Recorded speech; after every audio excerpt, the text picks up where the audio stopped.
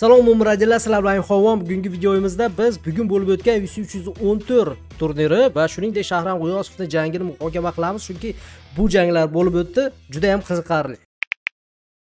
Kechagi videomda men sizlarga qaysi janglarni UFC 314 turnirida ko'rishni demak aytib o'tgandim. Juda ham qiziqarli janglar va eng qizig'i hamma aytgan janglarimiz bizni juda ham qiziqarli va kerak bo'lsa to'liq jang, ya'ni raund davom etmadi. Deyarli hammasi ajoyib g'alaba bilan umuman butun jangdan ko'ra ertaroq yakunlandi, faqat asosiy jangdan tashqari, ya'ni Volkanovski va Lopesning jangidan tashqari.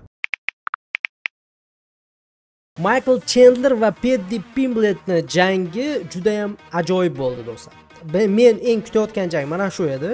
To'g'risi sobiq Bellator jangchisini Michael Chandlerni ustidan g'alaba qozondi. 3-raundda juda ham beshafqat, qonli, demak Pimblett Michael Chandlerni qonga belab xullas jazoladi, rosa kaltakladi xullas. Juda ham qiziqarli jang bo'ldi. Bunga gap bo'lishi mumkin emas. Sizlar ko'rgan bo'lsanglar izohlarda kommentariyalarni kutaman albatta. Dominic Reyes va Nikita Krylovning jangi ham bo'lib o'tdi. Ming afsuski, Nikita Krylov rossiyalik jangchi yutqazib qo'ydi. Birinchi raunddanoq nokautga uchib ketdi. Endi Volkanovski va demak Diego Lopesning jangi keladigan bo'lsak, Volkanovski o'z kamarini qaytarib oldi. Vakant kamar edi. Ilya Tapuriya uni tashlab ketdi, boshqa vaznga o'tib.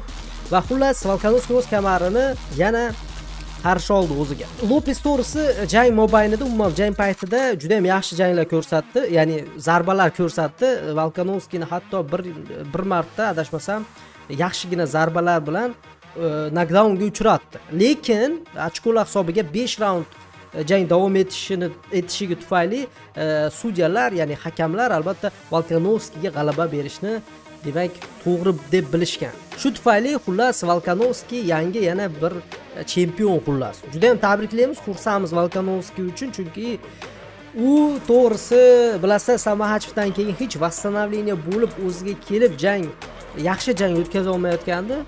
Mahachevdan keyin Tapuriyaga yutqazib qo'ydi tezda qaytgani uchun. Mana hozir uzoq pererivdan keyin yaxshi kuch yig'ib qaytib, mana xullas kamarini qaytib oldi. Bunaqa janglardan soqqa qilinglar do'stlar. Telegramda havola bor, iPhone promokodidan kirgizamiz va 10 million so'mga ega bo'lamiz. Omad tilayman hammalarga, chunki omaddan boshqa hech narsa yordam bermaydi. Telegramga o'tamiz, chunki foydali narsalar bor. Endi bonuslarga keladigan bo'lsak, aynan Volkanovski va Lopesning jangi bonus oldi. Michael Chandler va Paddy Pimblett ham gonorar, ya'ni bonus olishadigan bo'ldi. Jin Silva va albatta Mitchell ham bonus olishgan. Mana shu 3 ta jang xullas ajoyib jang ko'rsatgani uchun $50,000 xullas olishdi. Endi agar sizlar savol berayotgan bo'lsanglar, ular umuman gonorari qancha bo'ldi bu janglarga deb, men sizlarga hozir aytaman. Demak, gonorar faqatgina hozircha asosiy chempionlarga aniq, ya'ni Volkanovski va Diego Lopesni. Volkanovski garantirованно $1 million gonorariga ega bo'ldi. G'alaba qozongandan keyin bu 2 millionga ko'tarildi. Diego Lopes esa $500,000 ga ega bo'ldi. Qolganlarni gonorarlar hali e'lon qilinmagan, e'lon qilinish bilan men sizlarga aytishga harakat qilaman iloji boricha. Shahram G'iyosov argentinalik raqibini 4-raundda ajoyib chiroyli g'alaba bilan yakunladi jangini. Shahram g'alabadan so'ng intervyu berdi ringda va ta'sirli gaplar gapirdi o'z qizi haqida. Mana eshitishingiz mumkin. I promise I want to be world champion, you know.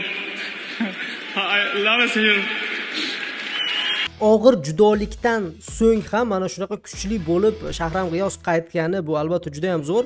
Tabriklab qolamiz uni. Biz bu jangni juda ham kutgandik, g'alabasini ham kutgandik Shahram G'iyosovni va jang haqiqatda qiziqarli bo'ldi. G'alaba juda ham chiroyli. O'ylaymizki, mana shunday tempda biz davom etamiz. Shahram G'iyosovga men eskidan ancha yillardan beri balet qilaman, chunki haqiqatda juda ham ajoyib jangchi. Bizda esa shunaqa xabarlar. O'ylaymanki sizlarga yoqdi, yoqqan bo'lsa like va kommentariya xullas. Hammalarga omad.